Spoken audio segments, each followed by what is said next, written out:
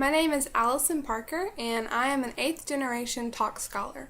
I am here in Korea, and actually in Boryang, which is in the Cheongnam province. I do a weekly blog on my experience in Korea, and you can actually find that on YouTube. And so for this contest, what I've done is I'm going to explain as best I can in 10 minutes how my life in Korea has been.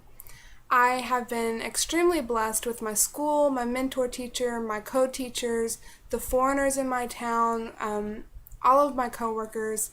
I've had a great experience here in Korea. To start off, I want to talk about orientation. That was a lot of fun.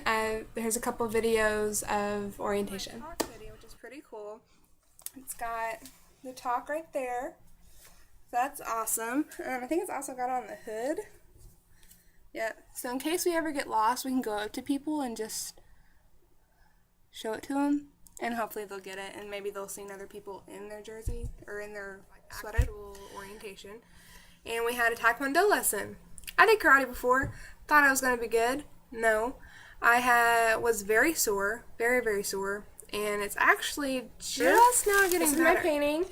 This right here says love in Korean, obviously. Funny story, when I first wrote this, which I had about 4 people who spoke Korean sitting around me, I forgot the O. Guess what this says? Sarah. I don't know why. They didn't correct me that I forgot the O. So the O is actually in pen. You can't really tell unless I told you, I think. So, yeah, so there's that. My roommate walked in and she goes, "Why did you write Sarah on your painting?" I don't know why I wrote Sarah. I meant to write love. Next, at orientation, I actually found out how many kids I was going to have, and this was what my reaction was. I found out, oh my god, I found out about my school, okay? It's got 2,000 kids. 2,000. 2,000 kids. I don't even know what to do. But as it turns out, it's actually nice having a very large school because I have a lot of teachers that I can turn to, and I have just tons of kids. One thing that's different about Korea is the weather.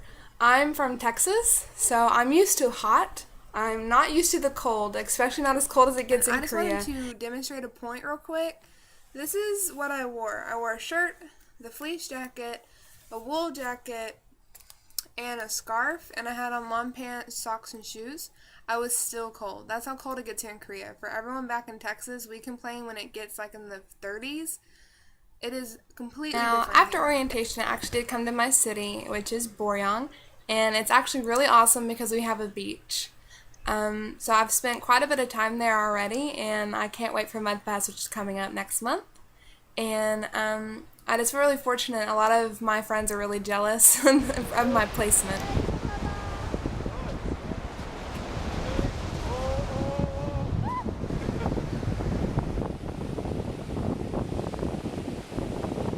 I've become an expert at charades, which is awesome, I guess.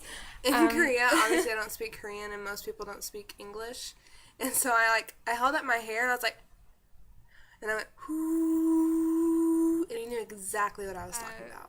I am practicing, and I'm going to Korean class a couple times a month, and also my mentor teacher helps me.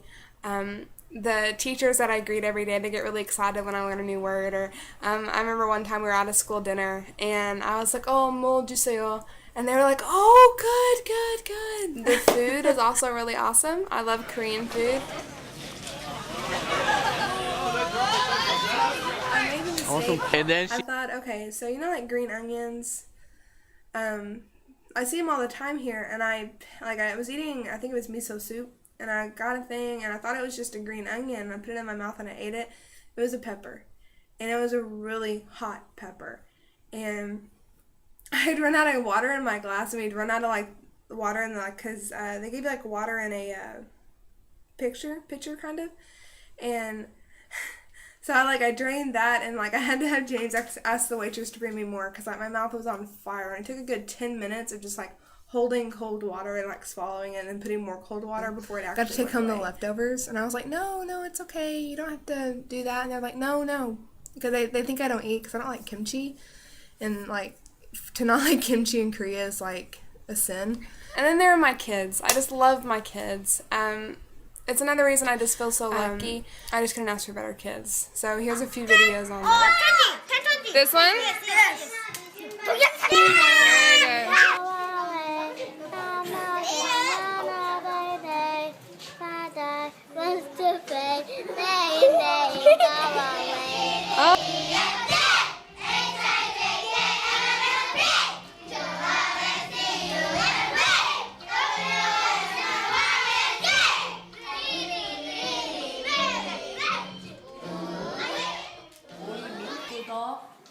Meet the dog and boy kick the dog and dog die, but rabbit is hunted with hunter.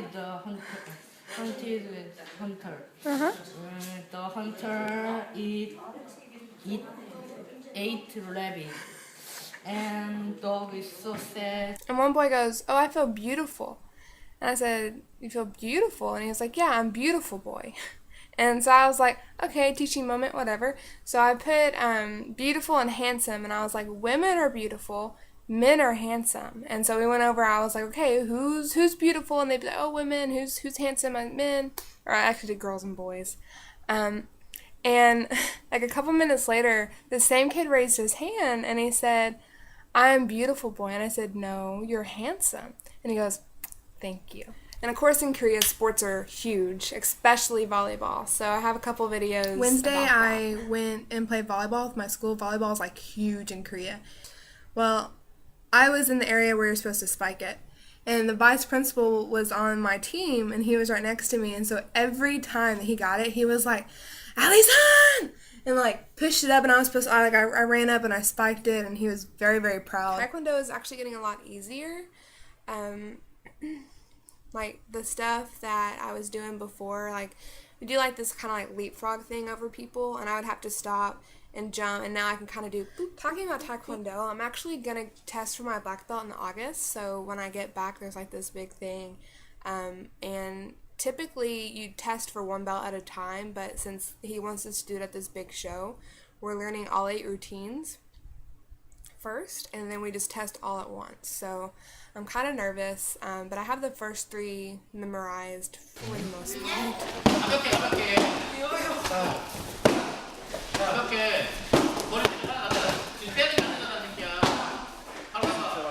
And then lastly, traveling. I've traveled to quite a few places, but I'm wanting to go to a lot more. It's just amazing. I just love Korea. I've been to Seoul a few times for different festivals. I've been to Nonsan for the Strawberry Festival. I've been to Gwangju to climb the fortress there, and we biked along the river, and we did the cultural trip to the DMZ. I'm going on a teacher's trip this next weekend, which is we're just going camping, all the teachers at my school, and then the following weekend I'm going to Busan. So it's great. I have a lot of friends back home that keep asking about Korea, and oh, I've been thinking about teaching there, blah blah blah. Should I do EPIC? Should I do TaLK? And I always say you have to do TaLK. It's just the hours are amazing, the pay is amazing, and you get the orientation, and that for me, not knowing any Korean, that has helped so much, just because I don't think I would have survived without the orientation. Like I hear of other scholars, they arrive in Korea and the next day they're teaching, and TaLK treats you so well. So anyway, I hope you enjoyed my video as much as I'm enjoying being in Korea. Alright, thanks!